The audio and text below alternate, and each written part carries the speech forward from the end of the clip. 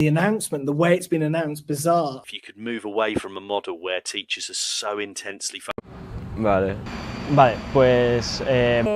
Bueno, pues... Ya está. Bueno, Y... Bueno, es... Pues... ahí... Pues... Y ya está, poco más. y ya está. Good evening and welcome to Teachers Talk Radio. We have a very special episode tonight and I'm absolutely delighted to be joined by Anna, Tallulah and Karine, and we're going to be talking all about authentic learning with This Is School. Now, you may well have heard of This Is School before. I certainly had, and I knew a lot about authentic language learning, and I'm really excited to learn about how This Is School has been able to branch out and offer authentic learning experience, not just in modern languages from Spanish to Mandarin and almost everything between, but also in geography as well. So we're going to start tonight, I think, with Anna, because Anna, I'd like you to introduce yourself and just tell us what is This Is School, where has it come from, and where are you at the moment? Thank you very much, Tom. Yes, I'm Anna Conies-Wainwright, and I'm the co-founder and head of product at This Is School. And thank you very much also, Tom, for playing that little video from our website at the top of the show. Hopefully that gives you all a sense of the sort of authentic content that we offer on This Is School. So yeah, I think it'd be a great opportunity just to give you a bit of a sense of who we are and where we've come from and sort of what we've got to contribute to this conversation about authenticity and authentic resources in the classroom. So I think you have a picture, Tom. I do indeed. That we could have a little look at. So this here is my co-founder, George, looking very cool on the front of one of our t-shirts. And really the story of This Is School started with George when he was teaching French and Spanish in a secondary school here in the UK. And he was tasked with taking a group of students on a trip to Paris. And when they got there one afternoon, he gave them a very simple challenge. He said, go and speak to a French person. And off they all went, and they dutifully completed their challenge. But when they came back, he heard the same piece of feedback almost unanimously from every student in the group. And that was, we spoke to them, we used our very best French, but we didn't understand their replies. And they said, they just don't sound like the CDs we use in our lessons. And it was there that the initial idea for This Is School was born. And if we go over to the next picture, Tom, if you don't mind, we can sort of see kind of how far we've come. So here we are some 12 years later, 12 years into the journey towards trying to help students build language skills, for life. We've interviewed hundreds of young native speakers all over the world, asking them the kinds of questions that students need to be able to understand and respond to for their studies and for their exams. Filming their responses, no scripts, no control over what they say at all, simply featuring them using their language the way they always do, their own language. And we then, alongside these videos, we carefully build, create, and write a series of supporting exercises to help students, to hone their skills and really kind of mine the language out of that authentic content. We've got plenty to offer besides videos. You get a sort of sense of it here. Everything from grammar to speaking and writing and games to boot, plus a big suite of time-saving tools for teachers, which alongside authenticity is the other of our big passions here at This Is School. And as you can probably see, and as Tom mentioned, actually, in this, those of you who can see the visual, we have just begun to branch out into other subject areas as well. So I think it's a really fantastic introduction. So when I look at the dictionary and I look for the word authentic, it means something which is real, truthful, accurate. So in terms of This Is School, what does authenticity look like in the classroom, in the languages classroom, in the geography classroom? Well, so it's a really, really interesting question. And obviously, I think that authenticity is multifaceted. And it's going to mean something different to in every individual subject area, but also probably to individual teachers too. At the most sort of specific level for languages, we talk about unscripted language, right? So that's where we haven't attempted to control what our interviewees say in any way.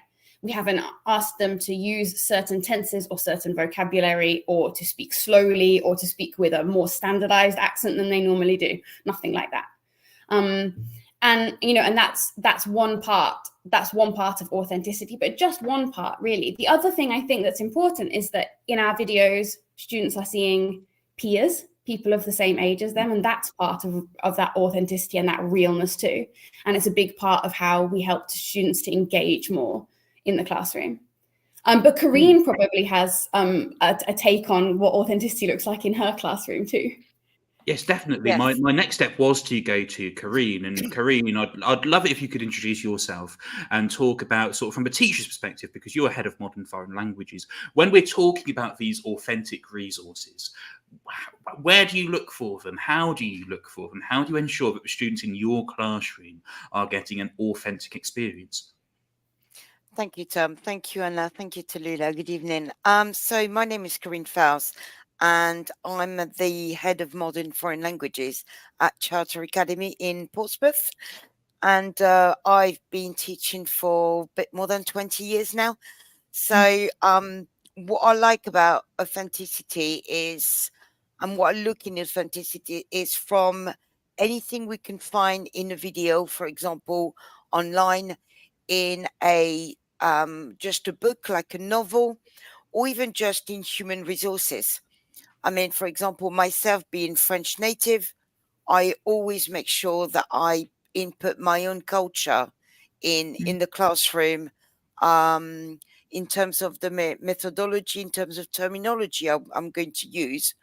I'm going to use words that we would normally use when we go to France or French-speaking country.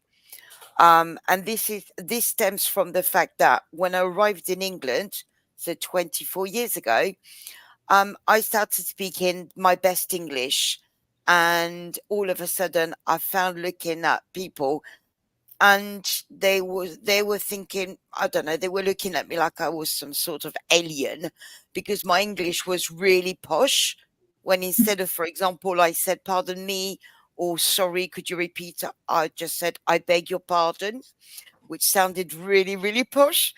So I thought I need to make sure that when I teach, I'm going to teach the real language, and the language that young people their age will actually speak on the street, at home, etc. So authenticity for me, it's everything. It's the songs we're going to look for without having to look in the textbooks, because the songs are very artificial. And personally, I tend to shy away from them. So I will look for real songs, real artists, and will look at how I can actually develop them, but also analyze them and use them properly. Yeah, definitely. I remember when I did AS level French. That's a bit of a throwback. Yes. And I remember my French teacher, absolutely a wonderful person. He'd been teaching for 40 years and he retired a few years ago.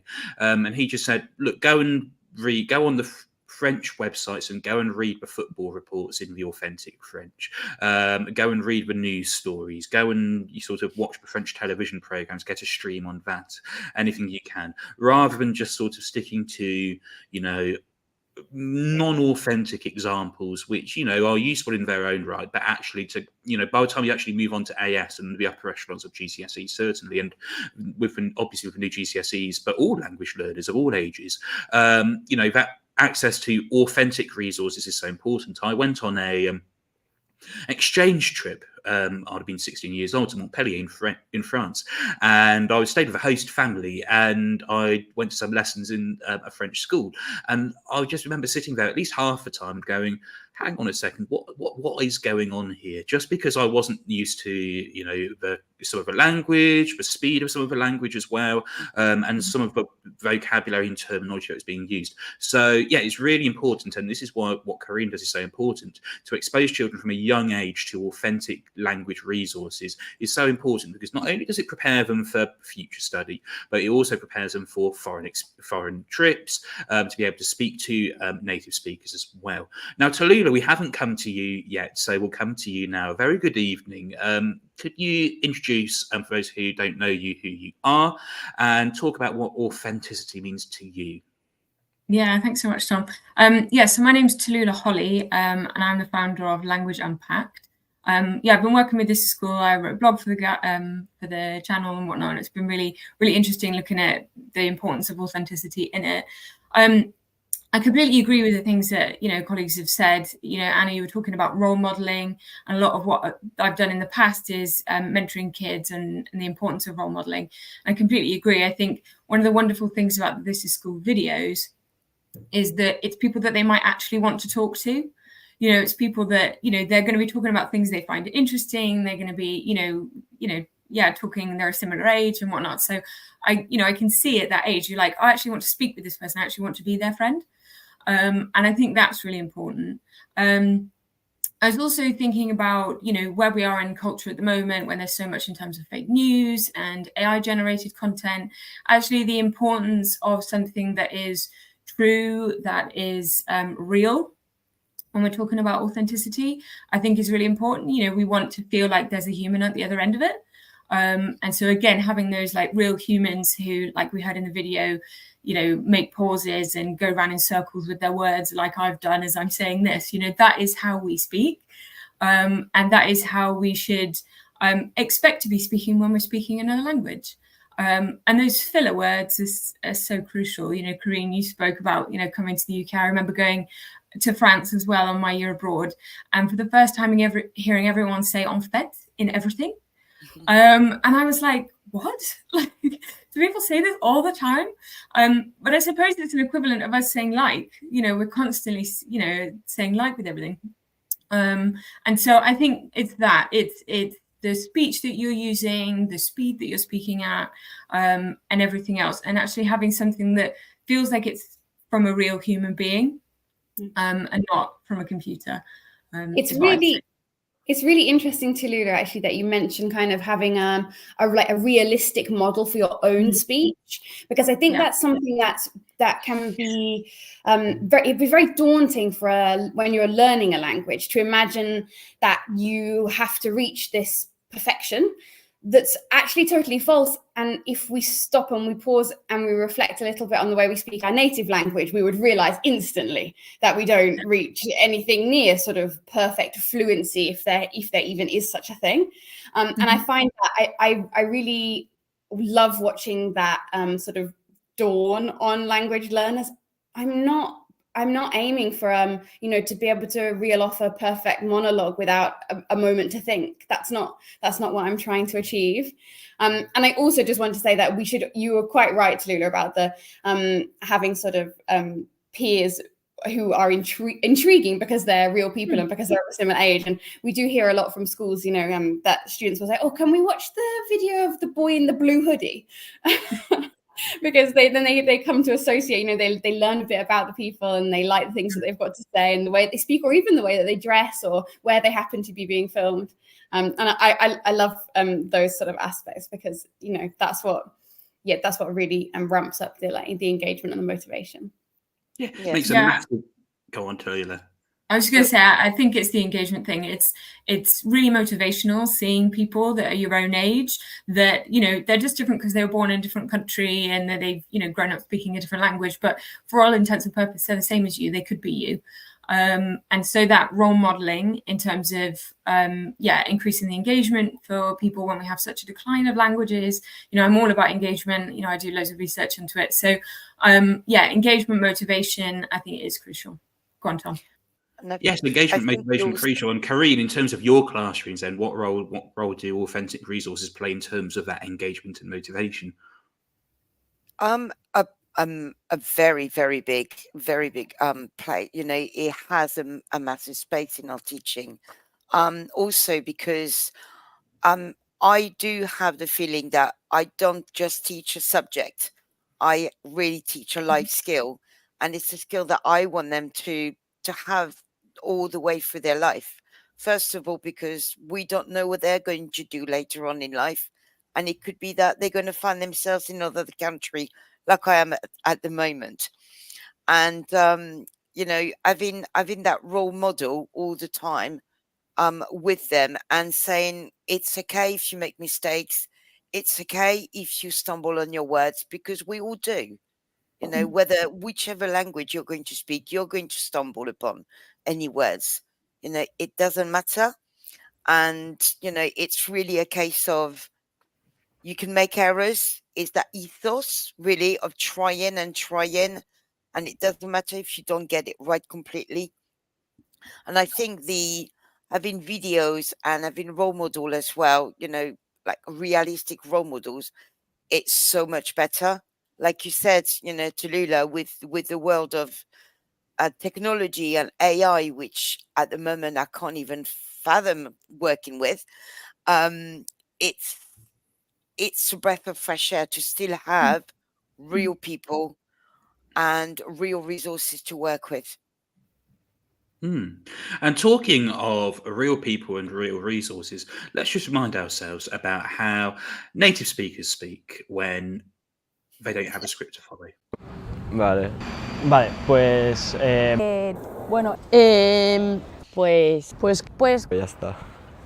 bueno, Y bueno, pues ahí, pues y ya está, poco más. y ya está.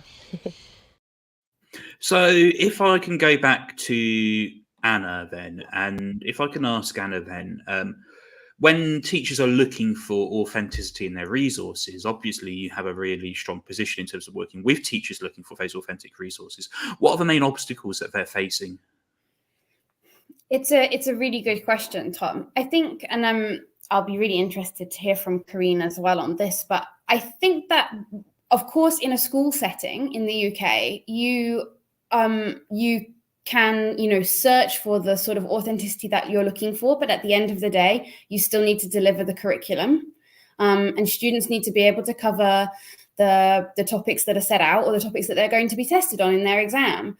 And so when it comes to looking for resources, you need to be able to find something that can give you the authenticity that you want for that engagement factor and for that life skill. Like Karine rightly said, we're teaching a skill that we hope will stay with students for the rest of their life, but also make sure you cover the required vocabulary, the required topics, and the required tenses.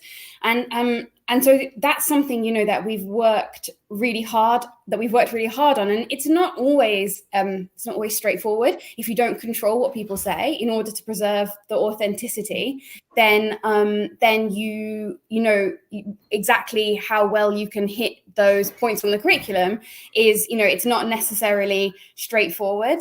But we've worked hard to kind of to find the right balance to help teachers hit both those things, the authenticity that they're looking for to motivate their students, and also, you know, hitting the points on the curriculum. And the other thing is, of course, it's about being able to find the right resource. You know, teachers have so much on their plates, and you know, you need more than just one good video. You need to be able to turn to something at the last minute when a lesson's a few minutes shorter than you thought it was going to be, or when there's a cover lesson or something. And so, creating the exercises so that they're all there and ready to go, we hope, you know, helps teachers deal with some of those unpredictable aspects of their job. It's definitely a huge factor thinking about the pressures that are on teachers at the moment. For those people who are watching this and are new to Teachers Talk Radio tonight, the vast majority of our hosts work in classrooms and schools all week round. I teach 21 hours a week. I've got Year 10 Parents' Evening tomorrow. I've had CPD after school Twilight CPD today.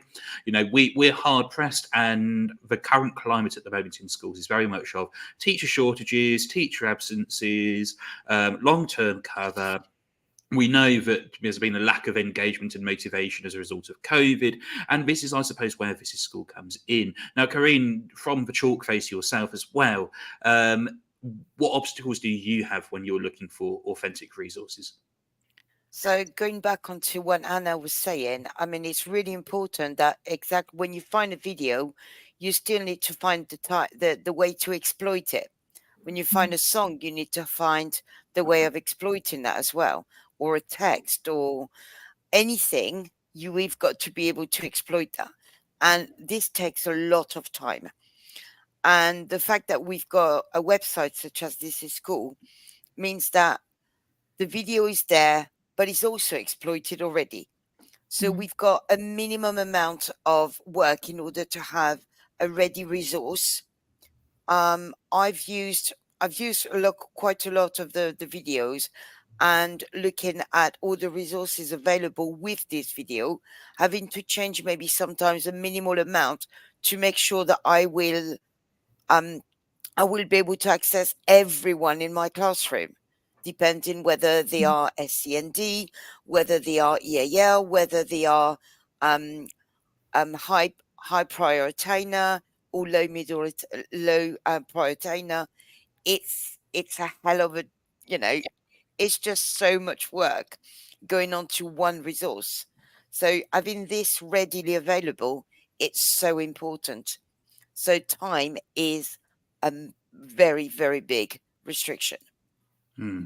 Yeah, time saving is so essential, but not just sort of, I've been there in the past. I know teachers who have been there in the past, sort of get back at home one evening, think, I've got a lesson tomorrow.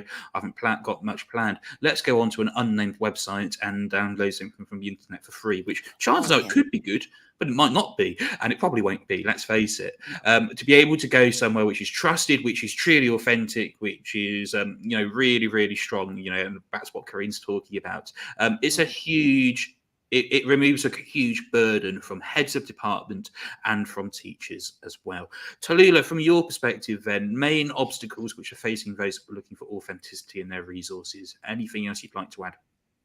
Yeah, I completely agree with what people have said before. I think what I'd add is the level. Karine spoke about needing to differentiate in the class. But you also find that authentic materials are used more at high levels, so degree or A level. And they're often, you're taught to read a book in French or German or whatever. But when you've got people who are initially learning, even primary school kids, we control the space a lot more, and we control the content, the vocabulary that's being used a lot more. So when looking at authentic materials, I think it's important that we, recognise that there can be a sort of restriction there around the level, or a perceived restriction. Because what I'd advocate for really is actually teaching kids to recognise that if you don't understand a word, that's okay. And actually building their resilience in that. So you can actually give them a resource that is maybe a little bit of a higher level, and getting them to see the vocabulary that they do know, the structures that they do know, and teaching them how to hear the bits that they do, hold on to those, and then be able to work with the rest of it.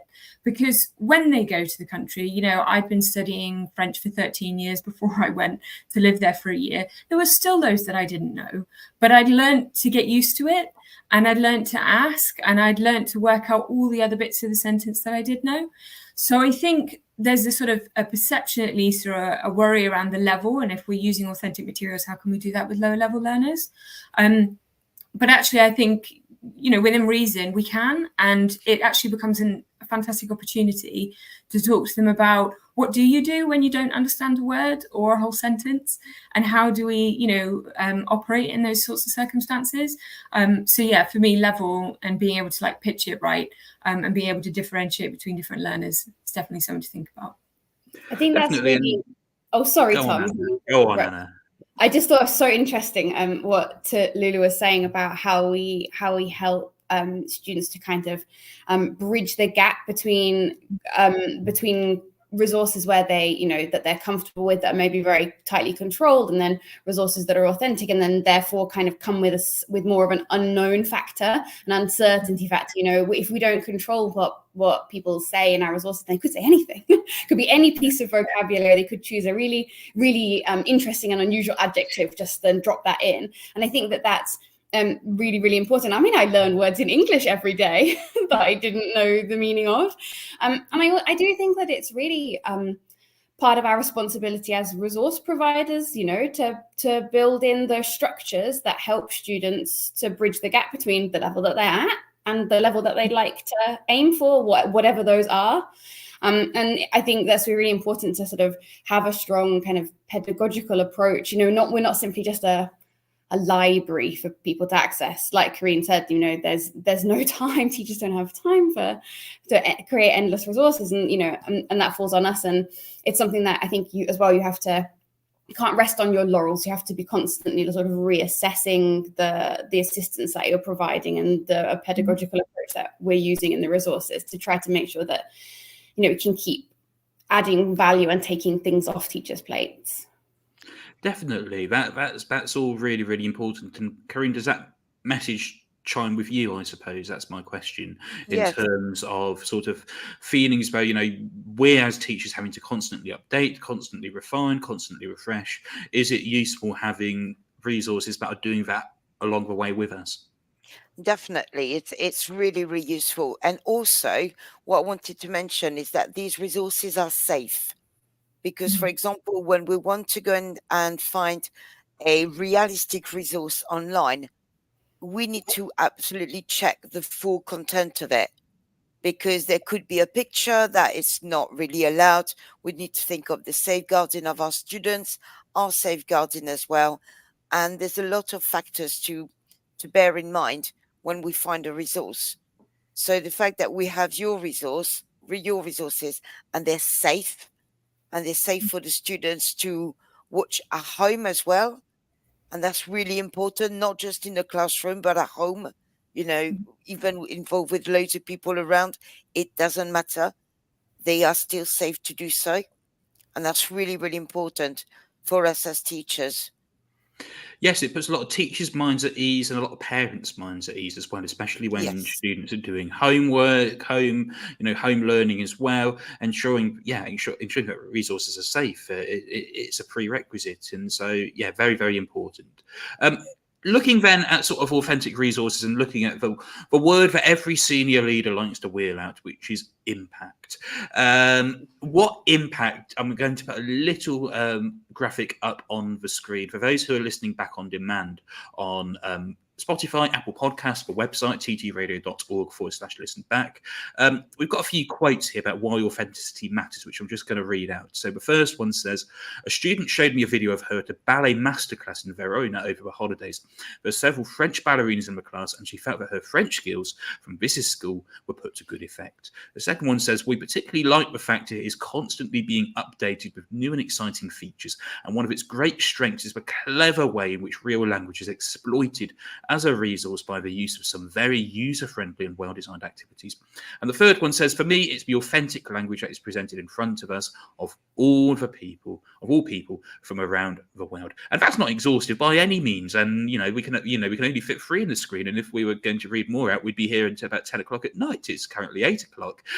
So Anna, the third I word supposedly then, impact. What impact do these authentic resources have?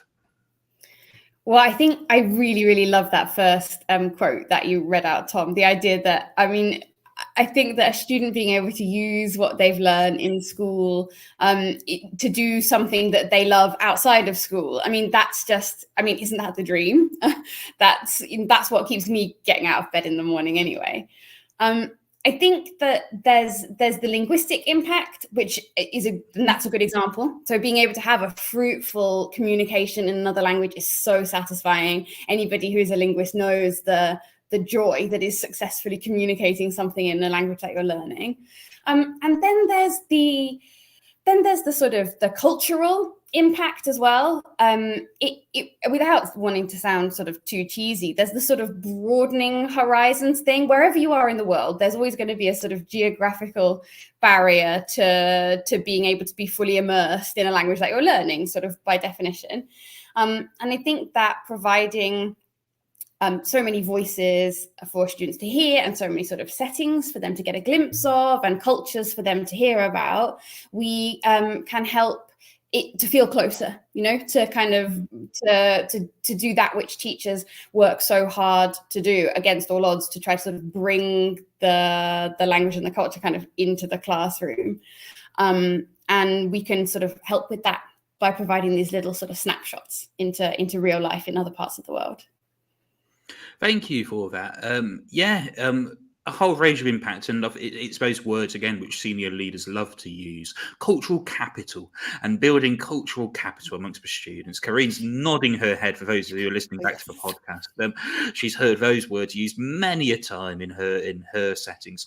So Kareen, as the head of Modern Foreign Languages here, what's the impact been for you in your classrooms, in your school? I think, you know, I mean, as you mentioned earlier on, the cultural capital is something that's really embedded in all our classroom nowadays. You know, you cannot have a language lesson without having any cultural capital in there. It's just not possible. And the impact that it has on the students is absolutely amazing. First of all, it means that they're not just listening to the teacher, who, even though he could be a native speaker, is not real, because you know that even as a native speaker, because you are a teacher, you're not real. It's not the same. Having this video, obviously, it's absolutely amazing. The next thing I wanted to also add is the fact that it's inclusive in the sense that we're not going to see always the same people talking. We are talking about people from different countries, from different religions, from different backgrounds, from different wealth. And it is so important in the schools that we are working in nowadays, where all our students are coming from different paths of life. And they need to be able to identify themselves to the people they're listening to. And listening to just a teacher is not identification, because we have this sort of, we're perfect. We're seen as being perfect. We know everything. We come with our knowledge. Whereas when they listen to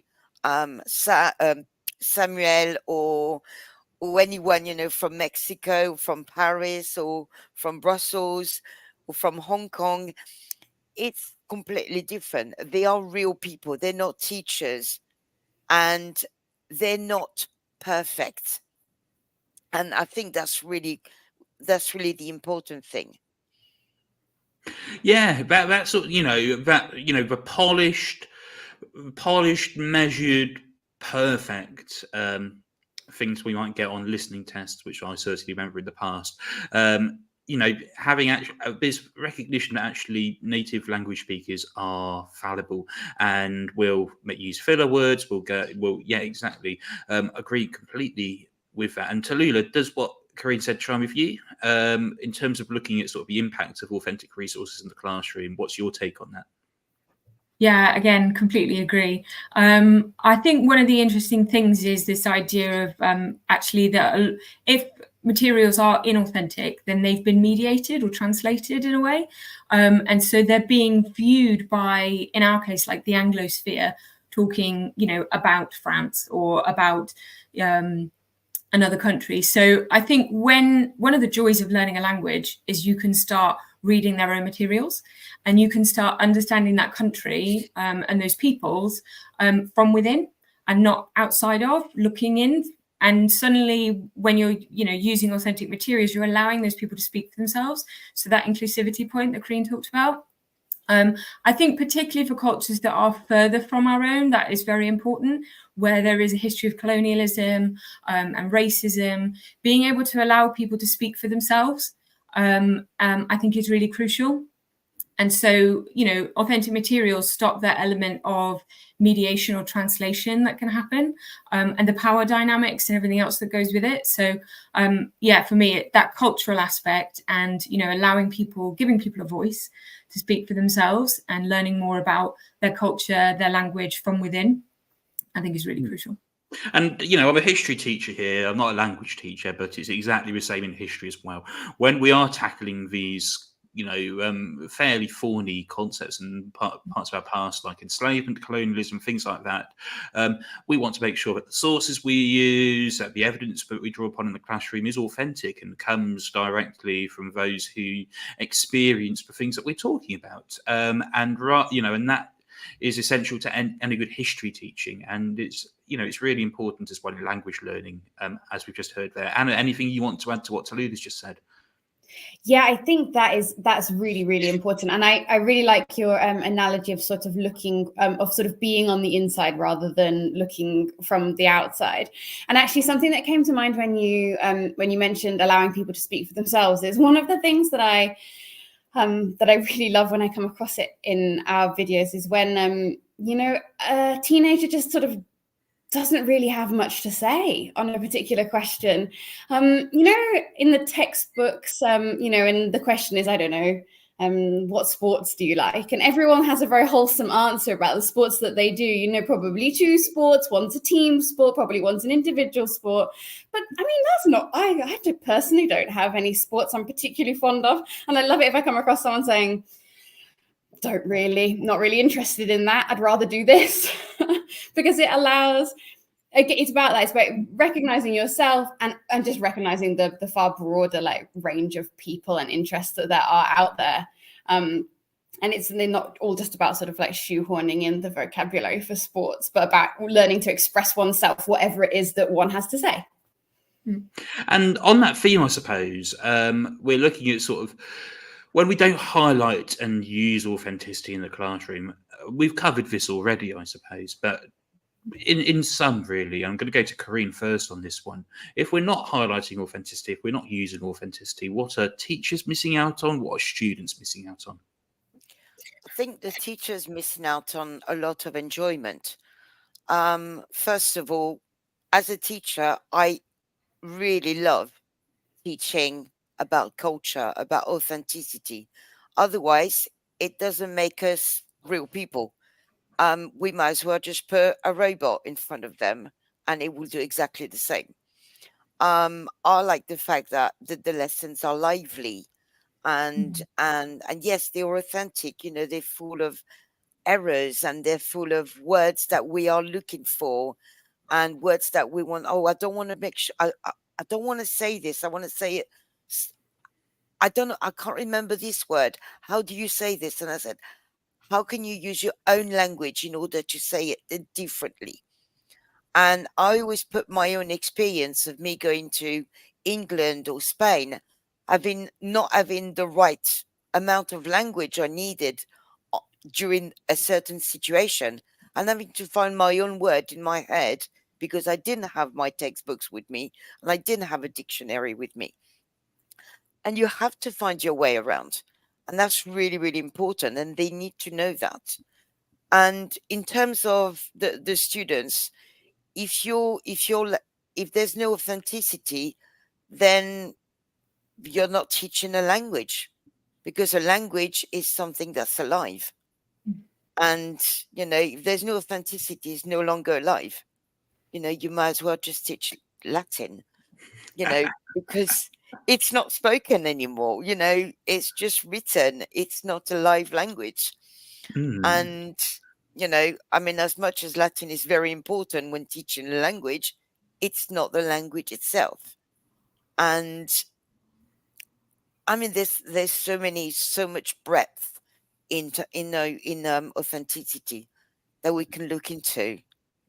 And yeah, students would miss a lot, really a lot. I like that quote. If you're not teaching authentically, you're not teaching a language. I like that one. I'm sure that will go out on the socials tonight. Tallulah, if I can come to you then. So Corinne's just talked about what students and what teachers are missing out on if we're not teaching, using authentic resources. What do you have to add on that one? Yeah, I love Kareen's point about things being lively and energetic. I think it brings that real buzz when you've got authentic materials. And so I think the opposite when you don't. Kareen made a point, and I completely agree. There's a sense of it being stale. There's a sense of it being tasks for tasks' sake, of it being, I'm just learning this thing because I'm in a classroom, but it has no relevance, to the rest of my life or to outside the classroom, which again was why that quote about the ballet and actually being able to use it is so important. So I think you'll use that relevancy piece. And again, when we've got people who aren't taking languages and, we're competing against so many other subjects to try and get kids to pick modern languages, then I think making sure that it's relevant to their lives. And that can be in terms of the content, but also the format. This school uses videos, which is so crucial. And Kareen, you've mentioned there's other things like text and social media, and you can use advertisements and whatnot. So it's the case of the content being authentic and real, but also the format in which people are doing it, so that they are actually, engaging with content in a way that they would. And, they might actually go and follow something and, listen to TikToks in another language and whatnot. So being able to have that relevancy piece, I think, is really important, and showing kids where to find those materials and like role modeling that for them and encouraging them in it. I think, again, you lose that if you're not sort of really engaging with authentic materials. Yeah, I like the point you made about recruitment, but also the fact, with schools under significant pressures in terms of getting students on the EBAC, a number of students are basically being told you need to do GCSE French, you need to do GCSE Spanish. And we've got to make sure that all of those students who are told, look, you are a high private earner, you're doing French or Spanish, that actually they are engaged, they are motivated, they do want to be in those classrooms. And that's where authentic resources can come in. Anna, anything you would like to add on this? What would schools be missing without authentic resources?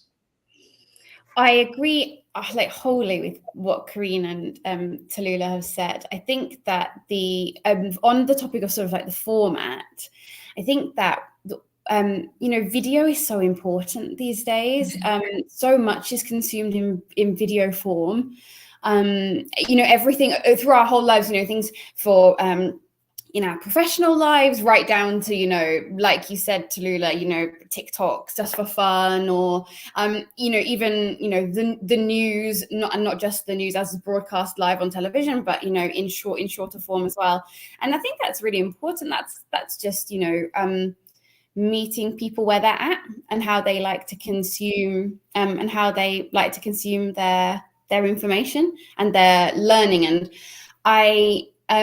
I also think that in terms of when we're talking about uptake, I think that it's really important to try to show as many students as possible that their kind of ideas for their life and where they'd like to get to in the future can include language, or rather like shouldn't exclude language if they don't want it to. I remember I was doing my degree, and you know what it's like. Family members would say to me, like, oh, what are you going to do with a degree in French and Italian? And after a while, I just used to say, well, I'd do anything I want, but I could also do it in France or Italy. And I think that the moment that sort of like penny dropped for me, it wasn't about narrowing choices. Quite the opposite. It was about opening doors and multiplying opportunities, if you like. And I think that something that we talk about sometimes here is trying to encourage more boys to pursue languages at a higher level. You don't hear it talked about in the same way that you hear about the gender disparity in other subjects. It's really, really, really, really important. I mean, it's a really, really important thing to look at. And so I always hope, that with that sort of the kind of almost sort of peer-to-peer learning that we're trying to enable on This Is School, with plenty of videos of all different peoples from all sorts of different backgrounds and locations, that we help people to sort of identify themselves a bit, and that's one area that might where we might see some benefit. Kareen, go for it. Yes, sorry, I wanted to add something on what Anna said that really resonates with me. And when you were talking about, boys not achieving as much as girls, for example, in languages, I think it's also the fact that when the more realistic you're going to bring the language in the classroom, the more the students are not going to anymore say, oh, speaking another language is not cool. No, speaking a language is cool.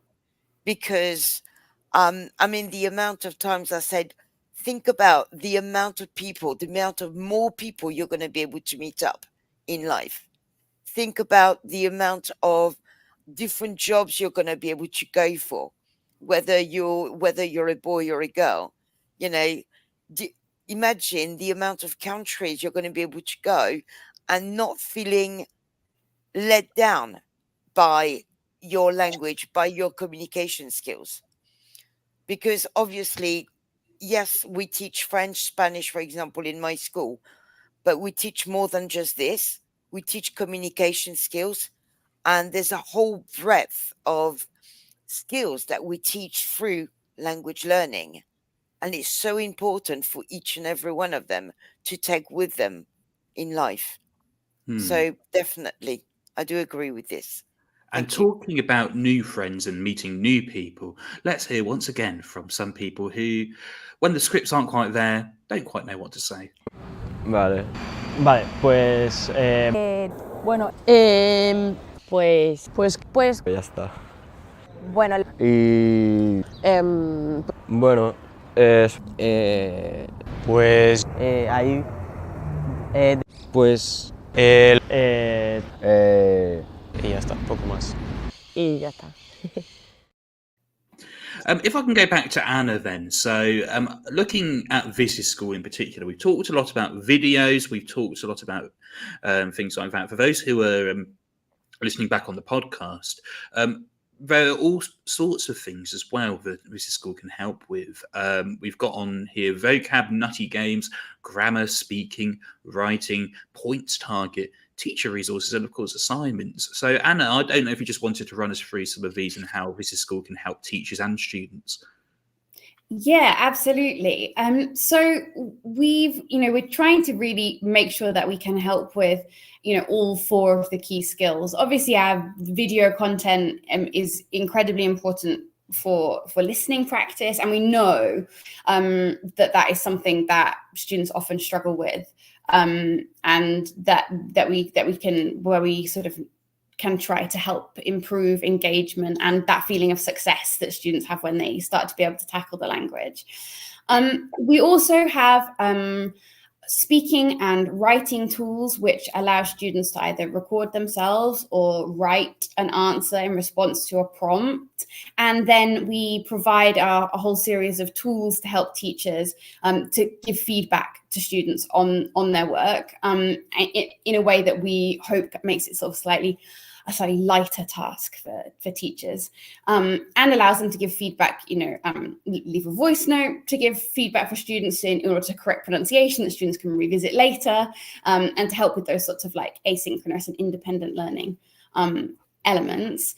We're also, though we've got all the vocab your students might need, regardless of the example that you're working towards or the curriculum that you're following or the schemes of work that you have.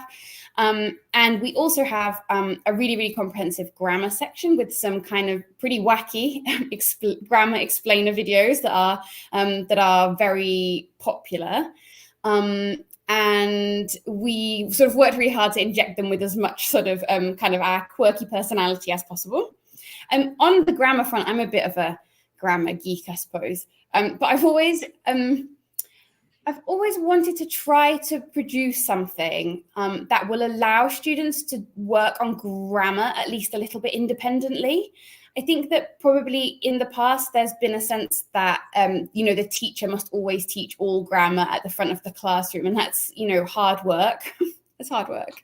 And also, I think students do need to, when it comes to revision and things like that, students need to be able to kind of back up their learning by themselves. And I think what we've tried to do with our grammar section is to produce something that will allow students to actually make some tangible, satisfying progress on grammar, even when they're by themselves.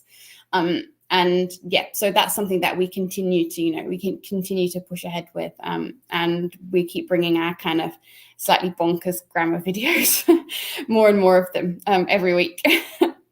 Mm-hmm.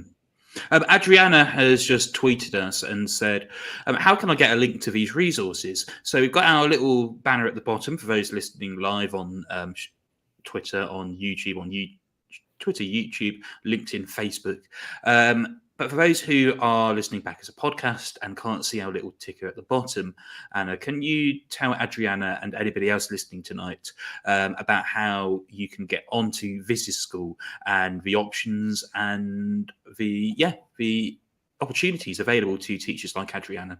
Yeah, absolutely. Adriana, thank you very much for your message. So if you go to thisisschool.com, you'll see a nice big button that will offer you a chance to trial the site for free. If you fill in your details, then one of our team will get in touch and find out when would be convenient for you, when you'd most like to give it a go, and then they can get it all set up for you with whichever languages you're interested in looking at. Adriana says, thank you. Now, Karine, looking at some of the resources that Anna's talked about, in terms of what you've used in your school, what have you found especially useful in your experience? So in class, I've been using quite a lot of videos. What I like about the videos is where, for example, in some of my classes, I'm going to take, for example, my year 11 Spanish, where I've got 3 different ability students. So I've got my foundation tier students, I've got my higher tier students, and I've also got my super higher students. And one of them is native, 2 of them are, another one is near native. And therefore, it's really, really important to be able to think that I'm going to be able to give them each a different video to work on, independently, and I can actually pitch the right video for the right student. The other resource that we've been using was the vocabulary, but especially the one where we've got the nutty games, where we can input our own vocabulary into the nutty games. So instead of going global, we're going to the customized one, and we can input our own list of vocabulary. And where, for example, you set up a whole class working on a certain part of it, and they work against each other, they compete against each other, and they really, really enjoy this. We've also, obviously, we've used the assignments part to create assignment for the students to complete at home. We've used the points target as well. So points target, we use it also with our year 11 for their revision, where we tell them you can go into the videos, giving them sort of some pointers as to which type of video they could get, they could use. They can go into the grammar section. Again, the great thing is that they become a lot more independent after doing an audit of which grammar part do you need the most, where are your weaknesses, so therefore you can actually pick up this grammar section in order to improve yourself. And last but not least, the nutty games themselves, the global one, they really love it. And what we've done towards that as well to increase engagement is we've made a league tables. So we've got a display in our corridor, and each of the classes is actually displayed with the number of peanuts that they've actually gained every week. And they love seeing their class or their name in the corridor every week. It's brilliant. Karine, that's so nice to hear. For a little bit. Even though our school is not alone, not free school, we can still play with peanuts. I think that's so wonderful to hear, and I love to hear those where kind of where what goes on the site crosses into sort of like the physical world and into the classroom. I think that's such a nice thing. For a little bit of context, Tom, Nutty Tiles is our real-time multiplayer vocab game where students can compete against each other to win peanuts. Peanuts are our sort of currency, I suppose, on the site. And it's pretty incredible how addicted some students get. but the vocab learning potential is real, and it's really quite it's brilliant. I love it when I hear that, you know, a student used a word and the teacher thought, hang on a minute, I don't think I taught them that. And they picked it up, you know, fiercely competing with one of their classmates for those peanuts. That element of competition and engagement breeds motivation, and it leads to learning. And the key thing here is, you know, as a teacher who's seen a lot of bells and whistles, this isn't bells and whistles. This is authentic learning, and this is adding value to the language learning, and that is what is so massively important. But this school is not just about language learning. Anna, are you able to tell us about geography? Yeah, right. Well, so yeah, absolutely. So we have fairly recently launched our geography resource. You know, over the years, people have said to us, you know, like some of these exercises and these resources would work well in other subjects. And, you know, being linguists, myself and George, initially we thought, well, now, you know, we're all about vocab and grammar and videos and phatic filler language and things like that. But as the platform developed, as we kind of grew our interest and our passion for that sort of authenticity, that authentic side, and bringing the curriculum and the real world closer together, you know, bridging that gap, we realized that it was absolutely true. We could indeed like expand out into other subject areas. And what I'm realizing is that with the same is true. There is such great potential to bring the real world to meet the facts and the knowledge and the processes that students need to be able to cover for their exams, and to bring those two together. And for geography, that's been we found it, you know, really, really satisfying. And we've brought our sort of signature approach to geography too. So we've spoken to real people. I think that probably, you know, as we said earlier, authenticity is a multifaceted thing. And I think you could spend your whole life trying to kind of pin down what it means. And the fact is that it will mean something different in everybody's classroom. But for me, I suppose at a very specific level, it has to be about hearing from real people, you know, hearing them unfiltered in some way. And we've brought that to the geography resources as well. And there's such great potential for for students to see geography, you know, in absolutely everything, everywhere, all day. And that's what we want to showcase. It's absolutely fantastic to see these principles of authentic learning being applied, not just to languages, but to geography as well. Very exciting. Now, we're going to wrap things up in a few minutes. But before we finish, I'm going to go around. I'm just going to ask you, why authenticity? I'm going to give you about 30, 45 seconds each. Why authenticity? Why authentic resources? Sorry to drop this on you, but I'm going to start with Tallulah, and then I'm going to go to Corinne, and then we're going to end up with Anna. So Tallulah, why authenticity? I'm going to semi-cheat, and I'm going to say something that Corinne said earlier and take my point from her, because I loved when she said it just makes it more fun and more lively. And I think that is the crucial thing. You know, my big thing is motivation, engagement in language learning and getting people to actually take it. And unless they're having fun in the subject, they're not going to do it. So, yeah, thank you, Corinne, for your earlier point, because you've inspired me. But yeah, it's why authenticity? Because it's fun. Mm-hmm. Corinne, why authenticity?